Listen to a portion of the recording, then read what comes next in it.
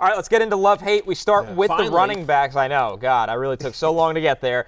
Kyren Williams is who we kick things off with, who has not had the year that we expected in fantasy, and Kyren spoke on the adversity that he's faced and the team has faced this year. I don't think it's anything else besides adversity. Life isn't always peaches and apples, and, it ain't always good. Sometimes you got to go through some stuff to get somewhere, and so right now we're in the fire, we're getting defined, and we're just going to continue to keep challenging ourselves each and every week. Did you see that guy in the back with the headphones looking over and says, did you just say peaches and apples? I was going to ask, are you a peaches and apples guy or peaches and cream? I thought he was about to say peaches and cream. Yeah, Of course, that's the phrase. Yes. So literally, To be fair, this desk has no right to criticize people messing up phrases. Slapped like a grape. Yeah, I'm the master of it. Blow the roof off the doors, as the old 06 I just owner thought fans about know. the 112 song, Peaches and Cream. That's what I thought about. Sure. And then I was like, why he say apples? It's all about. Were you a bigger fan of peaches or cream? Definitely the cream. Yeah. I'm the cream. Yeah, fair enough. Yeah. I was always a big fan of peaches. Yeah. Yeah, I'm a fan of the peaches too. Sure. What do you think about Peaches and Herb? With the- Remember with the cream. 70s group? Peaches Yeah, and Herb. I wasn't around for that one. Yeah, they reunited. It feels so good. Oh, You've heard okay. the song, I promise you. Probably. We've all heard the song. Yeah, exactly. Anyway, today's daily reminder that I'm old. All right. Kyren Williams. Kyren Williams, despite having not the greatest grasp on the English language, as I do not as well, Kyren and I are kindred spirits there. He's got a great matchup. This is what he does have. He has a great matchup against the Saints. New Orleans allows 5.1 yards per carry to running backs this season. That's second most in the NFL, Connor Rogers. And 6 of the last 7 quarterbacks to face the Saints have scored at least 16 fantasy points. They've also allowed multiple rushing touchdowns to running backs in 4 of their past 6 games. Kyren Williams had sort of been in the touchdown desert for a little while there before getting into the end zone against the Eagles this past Sunday night. So should get back on track against the Saints. He's my number 4 running back this week. So top 5 play for me, Kyren Williams. Yeah, nice to see him catch 5 or 6 targets too, because that's what he did a lot of last year that he hasn't been doing this year. This year, especially for the first half of the season, it was all about him getting the touchdowns. He scored in 6 straight games, and then he just went 3 games without scoring at all. It's nice to see him get back in the end zone, but now that he's getting that receiving work, plus the matchup, you like Kyren Williams this week. Kyren, a top 5 play. Chase Brown, our next guy here, he's a top 12 play, Lawrence, and you brought up the running back touches that Kyren's gotten through the air. That's been the story for Chase Brown, and since Zach Moss has been on IR, Chase Brown has gotten 100% of this team's running back touches. Yeah, that's crazy. And they've mentioned that they want to, try to take a little bit of the load off him, but even if he gets 80% of those touches, that's still a running back one, right? Since Zach Moss has been gone, he's getting 7.5 targets per game for a running back. That's crazy, with 6 catches and 48.5 receiving yards. That's just receiving, right? So you love to see that. He's played at least 80% of the snaps since Zach Moss has been out. They haven't gotten Khalil Herbert going yet, but even if they do, Chase Brown's still going to be their guy. Chase Brown is going to be a borderline first-round fantasy pick next year. If he keeps going the rest of the way that he does and the Bengals don't do anything major in the offseason next year, Chase Brown's going to be like in the, like the 10 to 14 range, I think. Yeah, I don't see how not. Yeah. I mean, just incredible talent and massive volume here as well. By the way, it's not a bad matchup against the Steelers. You see the Steelers on your schedule worth noting that 8 straight games now. 8 straight games, the Steelers have allowed 20 or more fantasy points to running backs in 8 straight games. And you hear me say, well, running backs, Barry. Sure, but that's our point. With the Bengals, it's only Chase Brown. Like, I'm not worried about Khalil Herbert getting 4 carries, if he even gets that, because if he gets 4 carries, that'd be 4 more than he's had since he got there. As Connor is saying, he's gotten 100% of the Bengals running back touches. And so even if Zach Taylor, Lawrence, as you mentioned, Zach Taylor makes good on his promise to try to lessen his workload, 80%, 85% of this team's workload is still they trust 18, him too 22. Much. Yeah, exactly. Especially with TJ Watt and company coming at you at 1,000%. Chase Brown's a top 12 play for me this week. In Tampa Bay, it looks like it's officially Bucky Irving time. He's coming off a season high in touches. He had 18, scrimmage yards 151, target share 20% here, Matthew. The rookie also has the Panthers on deck.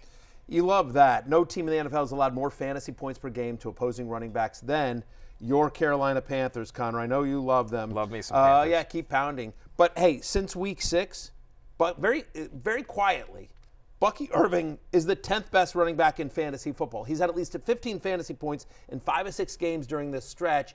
And last week was the very first time that Bucky Irving and Rachaad White were both healthy, and Bucky Irving outsnapped Rachaad White. Like, there is a changing of the guard here that I think we've all sort of seen coming, that we've all talked about. I think anyone that watches the Buccaneers games are sort of like, 7 is so much better than 1. We thought this should have happened in week 7, week 6. Honestly, we thought this. Yeah, after watching the preseason, we're like, this is right. probably That's going when to it started. happen. But Todd Bowles loves his veterans, blah, blah, blah. But it feels like they're finally, last week against the Giants, they get Mike Evans back. It was the first time that we got to see the offense fully healthy as it is currently constructed. Obviously, Godwin's out for the year. But, felt like that's what they want their offense to be. And, yes, Rachaad White is going to be involved, and Sean Tucker will as well. But Bucky Irving keeps getting points.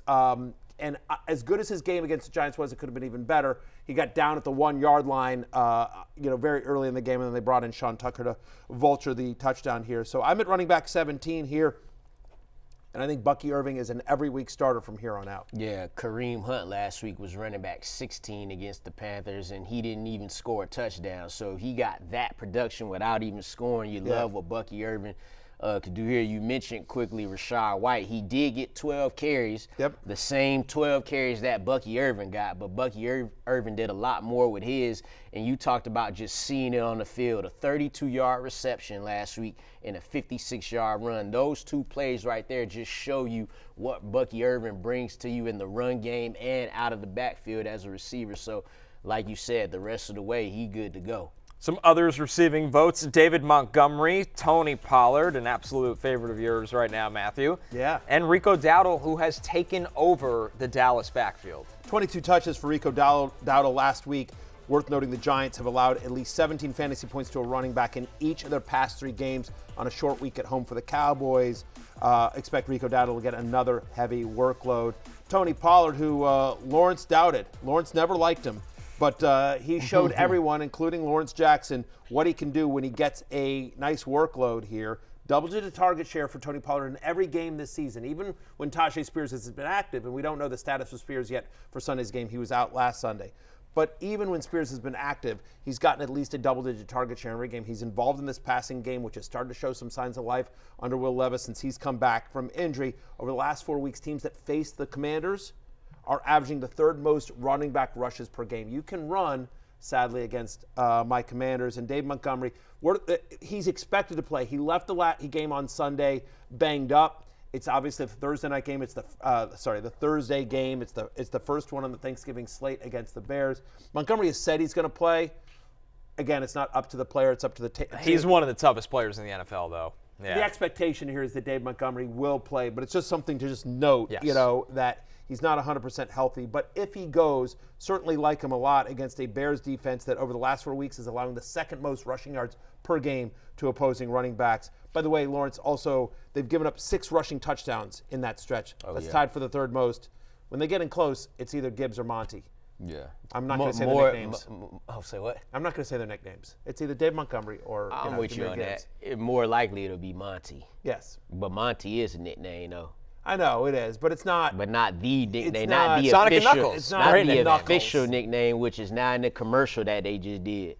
They got a commercial Where now. are you on this Sonic and Knuckles thing, Lawrence? You have your well, daughter's 6, right? She loves Sonic and Knuckles. Matter of fact, I put her on Sonic the Hedgehog.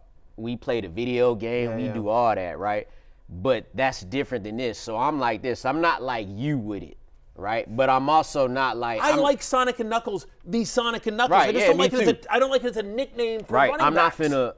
I ain't about to go out and get a Sonic and Knuckles t-shirt with Thank you. David Montgomery and Jahmyr Gibbs' face on it. Y'all know me with the shirts. That ain't a shirt I'm going to have right there. So I mean, you're wearing Whitney today. yeah, I will wear Whitney Houston. I will not wear a shirt with Sonic and Knuckles and David Montgomery and Jahmyr Gibbs. I won't do that. But yes, I'm just like neutral with it. I don't care about it or nothing, but it's like whatever. I think it's a wee bit forced, just a little bit. Thank you. All right. Just You a know little what? bit. Thank you. But Lawrence, I've been trying to figure out what thank you. That's right. You're It's like, forced. I feel like it's they trying felt- too hard. Like, I feel like, I don't know, they didn't need a nickname, but it's whatever. Like, they want to, it's fun. like, it don't bother me. Like, do what you do, man. But Hey, it's Matthew Berry from NBCSports.com and Rotorworld.com, and I want to thank you so much for watching whatever it is you just watched, or if nothing else, being too lazy to click out of the autoplay after this video started, after whatever it is you actually wanted to watch finished. But now that you're here, I'd like to take a moment here to ask you respectfully now, okay? I'm asking you respectfully to subscribe to the NFL on NBC YouTube channel. You'll get the latest Roto-World fantasy news headlines, all sorts of great shows, including my own Fantasy Football Happy Hour. So go subscribe now. Again, I'm asking respectfully.